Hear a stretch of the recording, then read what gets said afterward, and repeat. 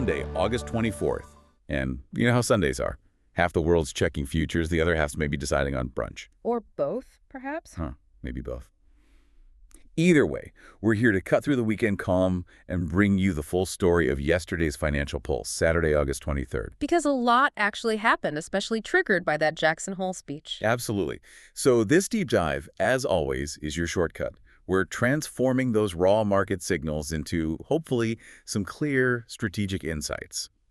Our mission today is really to distill the most important nuggets from yesterday. Focusing heavily on that Fed reaction, but also looking globally and across asset classes. Exactly. We'll dive deep into the market reaction to Fed Chair Jerome Powell's remarks, big impact on U.S. equities, treasuries. Yep.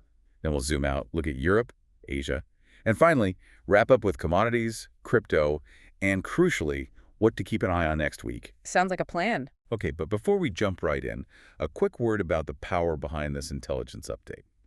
Next site. They're a global intelligence and investigations firm.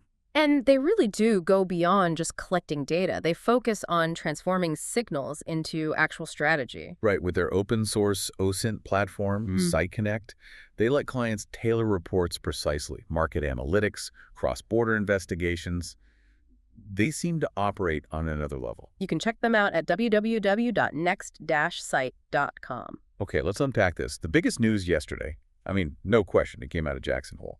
Everyone was waiting for Powell. And he certainly gave the market something to chew on. What's fascinating, I think, is the nuance. He clearly put a September rate cut on the table. That's the headline grabber. Right, they got everyone excited. But, and this is key, he immediately followed up by stressing policy remains data-driven. So it's a hint, but with a big condition attached. That interplay is crucial. And the market definitely reacted to the hint part, didn't it? U.S. equities saw, an immediate positive jump. S&P 500 up about 1.5%. Yeah, big move. Closing at 6,466.9 year one. And it tells you where the market's head is at the prospect of lower borrowing costs. But it wasn't just a general rise, was it? You mentioned specific sectors reacting more strongly. Exactly. What's really insightful is where the gains were concentrated. It wasn't just a broad lift. We saw a targeted surge in the most rate-sensitive areas, think small caps, the Russell 2000. Okay. And especially home builders. They've been really feeling the pinch of high rates. Home builder ETFs jumped over 3%. That tells you the market is now pricing in, close to a 90% chance of a September cut. It's a big recalibration. So the market's basically saying, okay, cheaper money's coming, but what about tech? The mega caps also did well, didn't they? While defensive sectors like healthcare lagged. How does that fit? That's a great point. Tech megacaps kept up their momentum. Partly strong earnings, partly the ongoing AI demand story. In a risk-on mood, which this definitely triggered, investors tend to favor growth stories like tech. So they dumped the defensives. Pretty much. Defensives are for when you're worried.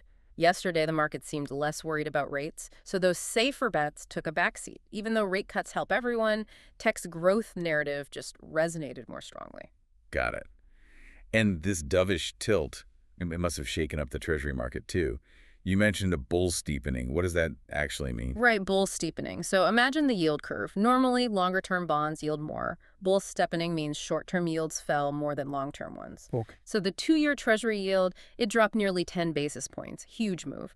Down to around 3.69%.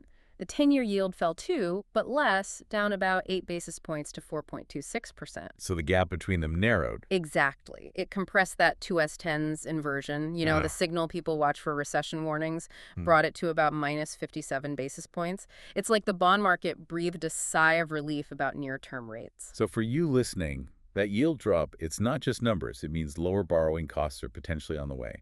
Mortgages, company loans could get cheaper. That really boosts sentiment. Precisely. And interestingly, while those shorter yields moved a lot, the 30-year yield out at 4.92% was relatively sticky. Didn't fall nearly as much. We also saw strong demand for a 20-year bond auction yesterday. The bid-to-cover ratio was solid, around 2.6 times, even before the final numbers were out. Shows there's still appetite for longer-term debt, despite the stickiness. Okay, given all that, the dollar must have reacted. How significant was the move there? Oh, definitely. That's where it gets really interesting for currencies. The ICE US dollar index, the DXY, it slid almost a full 0.9%, down to 97.73. Wow, weakest in 2 months. Weakest in 2 months, yeah. Directly because of Powell sounding more dovish. When investors see potentially lower returns in the US or better returns elsewhere, they shift funds. And that boosted other currencies. Especially the higher beta ones, yeah. Currency sensitive to risk appetite. The Australian dollar, the Korean one, both gained over 1% against the dollar. It's a clear sign investors were moving away from the greenback. And volatility. The VIX, the fear gauge, where did that end up? Closed near 16.6, which is frankly quite low given the news. That seems calm. It really underscores what you might call complacent volatility. Even with Powell shifting expectations, the market's fear gauge stayed pretty subdued. It suggests confidence, maybe too much confidence. Could set us up for bigger reactions later. Exactly. If future data surprises and the market is this calm, the reaction could be outsized. Everyone's priced in the good news already. Right, so the U.S. definitely felt that jolt, but these things rarely stay local. Let's zoom out. How did this play out in Europe and Asia? Well, it wasn't quite the same uniform rally we saw stateside, but there were definitely ripples. In Europe, the Euro Stoxx 50 was up 0.38% to 5,483. Germany's DAX also gained 0.29%. And there was some decent economic news out of the Eurozone too, right? The composite PMI. Yes, that was a positive sign. It climbed to 51.1. That's the first reading above 50, meaning expansion in 3 months. So definitely improved sentiment there. Does that change the ECB's thinking at all? Well, sources suggest the European Central Bank is likely to hold its policy rate at 2% in September. But the door seems open for potential cuts later in the year, especially if the economy starts to wobble. Which probably helped the euro. Absolutely. Euro-USD strengthened quite a bit, hitting 1.1608. A weaker dollar and slightly better Eurozone sentiment combined there. And the UK. Any major moves? Bit different there. The 10-year gilt yield slipped 4 basis points to 4.70%. That followed some soft retail sales data and, again, some dovish commentary from the Bank of England. But equities didn't jump like in the U.S. No, UK equities were pretty much flat, little changed. A real contrast to the U.S. surge. Okay, moving east then. Asia sounds like it was more of a mixed picture yesterday. Definitely a mixed bag. Japan's Nikkei 225 just edged up 0.05% to 42,633. Tiny gain. Even with Powell's dovishness. Well, they had their own data point. July core inflation, the CPI, remained kind of sticky at 3.1%, still above the Bank of Japan's target. So that keeps the BOJ watchers nervous? Exactly. It keeps policy uncertainty alive there. And their 10-year government bond yield actually ticked up 1 basis point to 1.62%. But China looks strong. Shanghai Composite rallied pretty hard. It did, yeah. Up 1.45% to 3,826. That was a standout move. What drove that? Was it Powell or something else? It seems like it was more specific to China. The real driver appeared to be fintech and, interestingly, stablecoin-linked shares. There were reports about potential yuan-backed stablecoins. Really? So a very tech-specific rally there. Exactly. Not really a broad reaction to global rates. Hong Kong's Hang Seng also gained 0.8%, helped by tech strength, too. It just shows how domestic stories can dominate sometimes. And then some markets pulled back. Right. Australia's ASX 200 fell 0.6%. Looks like some profit-taking after recent highs, maybe some caution before Powell actually spoke. And India Sensex retreated 0.85%, reflecting a bit of that pre-event risk aversion. Okay, so beyond the big equity and bond moves, what else was happening? Commodities? Crypto? Let's start with commodities. Oil firmed up. Brent settled at $67.73 a barrel, WTI at $63.66.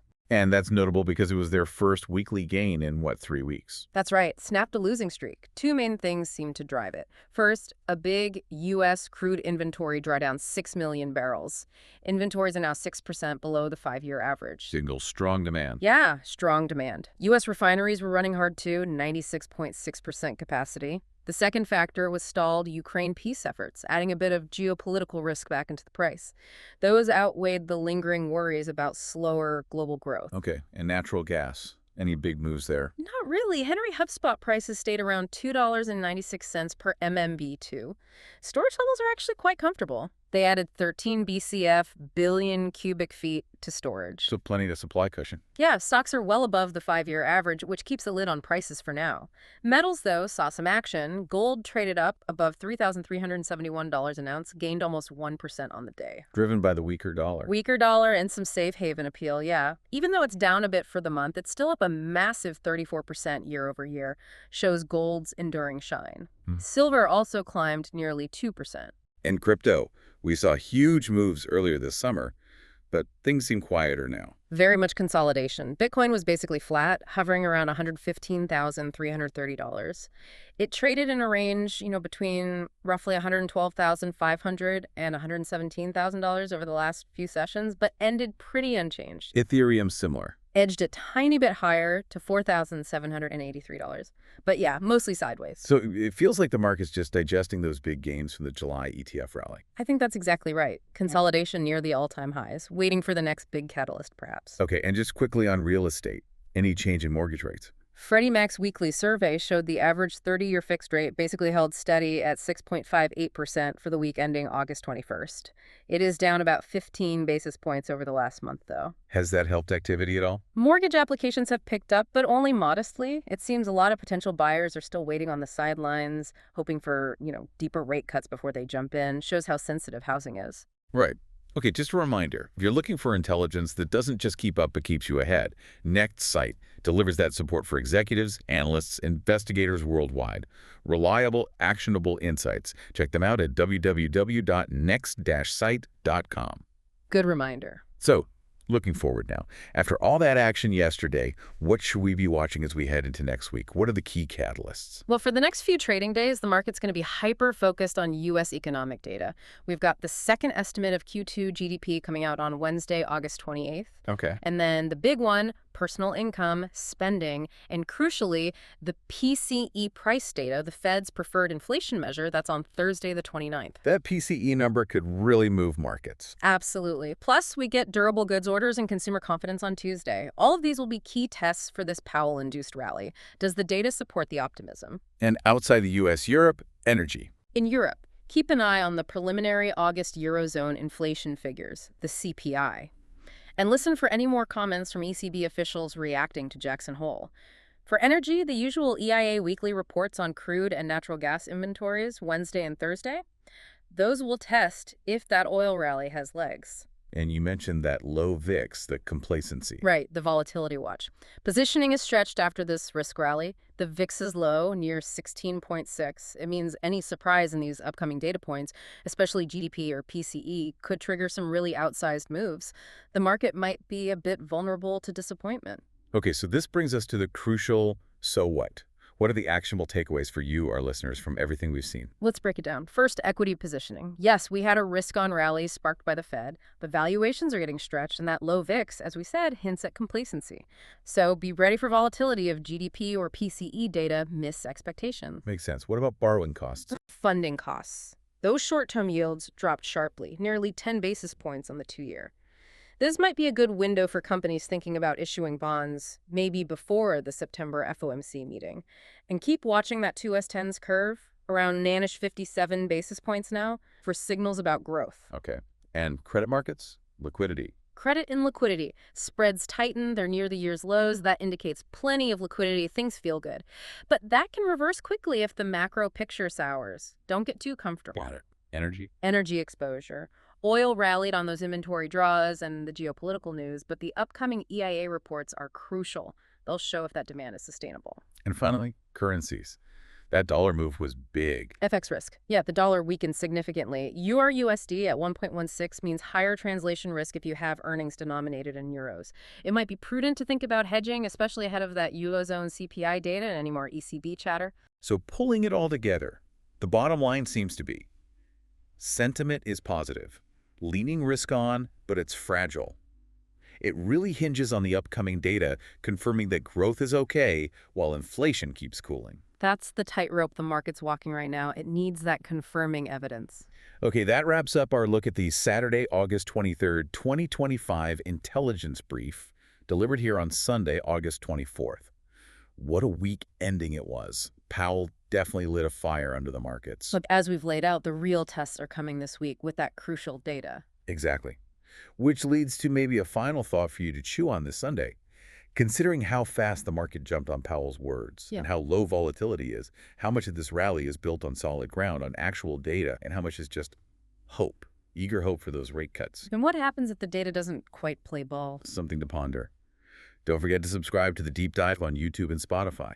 Drop us a like, a share, a comment. We really do appreciate hearing your perspective. Absolutely. May your Sunday be smoother than a low volatility ETF.